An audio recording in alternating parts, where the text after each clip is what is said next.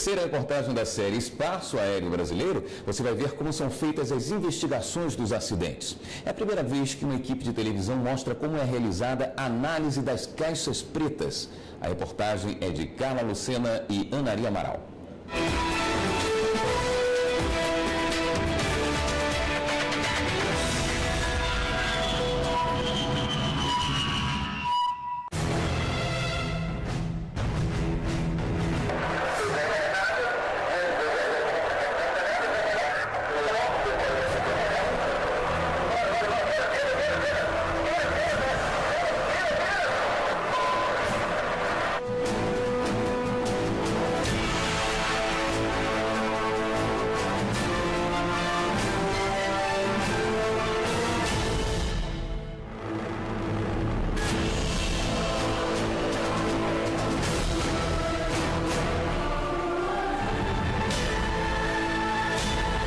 O painel dizia assim, a aeronave no pátio, porque o voo chegaria às 6h09, 6h10, e já era 6h18.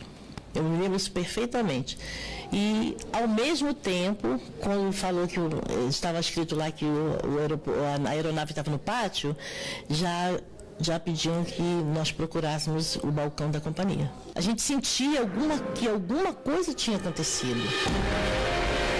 A aeronave da Gol seguia de Manaus para Brasília e se chocou contra o jato executivo Legacy, que fazia o trajeto contrário. Na história da aviação brasileira, foi o segundo maior acidente e o primeiro envolvendo o controle de tráfego. Segundo a Constituição Federal, essa responsabilidade pela organização aérea é de competência da aeronáutica.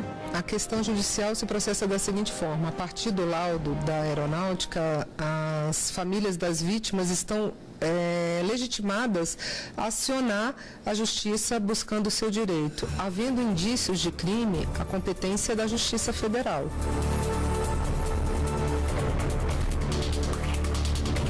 Era um pai, era um bom esposo, era amigo, companheiro. Tudo que ele deixou, aonde ele passou, ele só deixou coisas boas. Então é isso, as lembranças que a gente tem dele, as lembranças que eu, especialmente esposa dele, que fui esposa dele, tenho, são as lembranças. Por ano, o Brasil registra uma média de 150 acidentes aéreos. Os relatórios que apontam as causas dos acidentes são de responsabilidade do CENIPA, o Centro de Investigação e Prevenção de Acidentes Aéreos.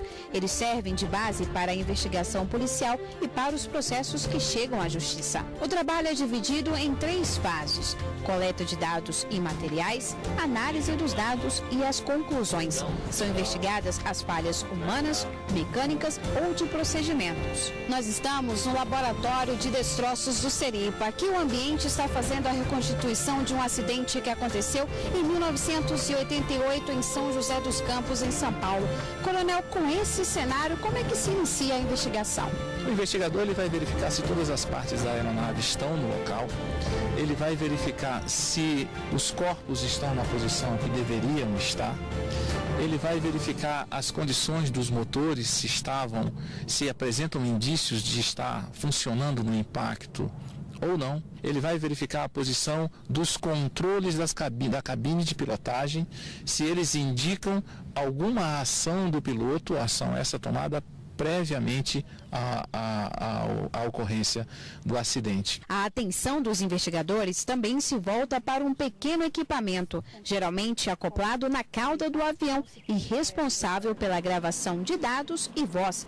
São as já conhecidas caixas pretas, essenciais para o processo de investigação. Ali naquele prédio fica o laboratório que faz a análise das caixas pretas. Essa é a primeira vez que uma equipe de televisão visita o local. Na ação inicial, os investigadores encontram as caixas pretas, eles trazem para um laboratório como esse. E aqui como é que é o procedimento? Quando a gente recebe um gravador nesse estado aqui, em princípio ele não aparenta ter nenhum dano. A gente vai verificar aqui, uma parte onde tem conexões, né?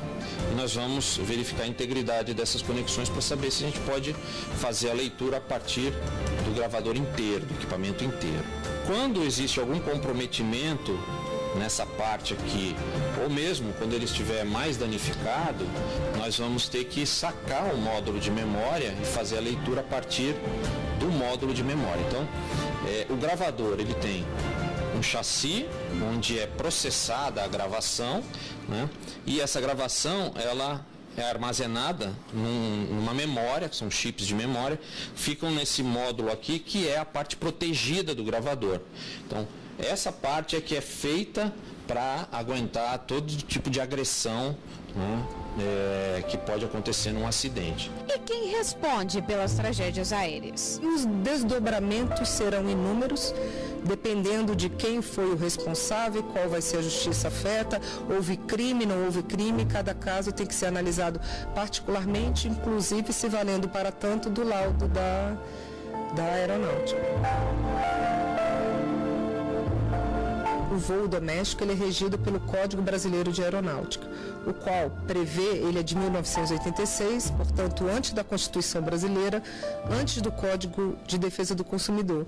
E ele prevê uma indenização em caso de acidentes limitada a 3.500 OTNs, que nem existe mais OTN, está congelada, fazendo-se a conversão, hoje daria em torno de R$50 mil.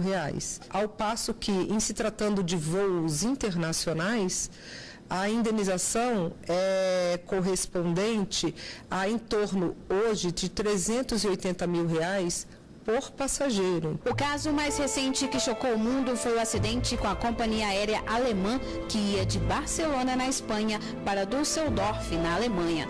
O avião caiu nos Alpes franceses no dia 24 de março deste ano. O acidente matou 144 passageiros e 6 tripulantes. Aqui no Brasil, 2 acidentes chocaram o país. Em agosto de 2014, o avião que transportava o candidato à presidência da República, Eduardo Campos, caiu na cidade de Santos, destruindo várias casas e matando toda a tripulação e os passageiros. O relatório final da análise desse acidente ainda não foi divulgado pelo CENIPA. Recentemente, a queda de um helicóptero em São Paulo também causou mais uma tragédia. 5 pessoas morreram, entre elas Tomás Alckmin, o filho mais novo do governador paulista, Geraldo Alckmin. Independentemente dos resultados das investigações, os acidentes aéreos são sempre razão de grande comoção. Em comparação com outros meios de transporte, são pequenos os números de acidentes, mas quando eles acontecem, mobilizam e chamam a atenção do mundo. A sensação de você perder alguém é muito doído mesmo.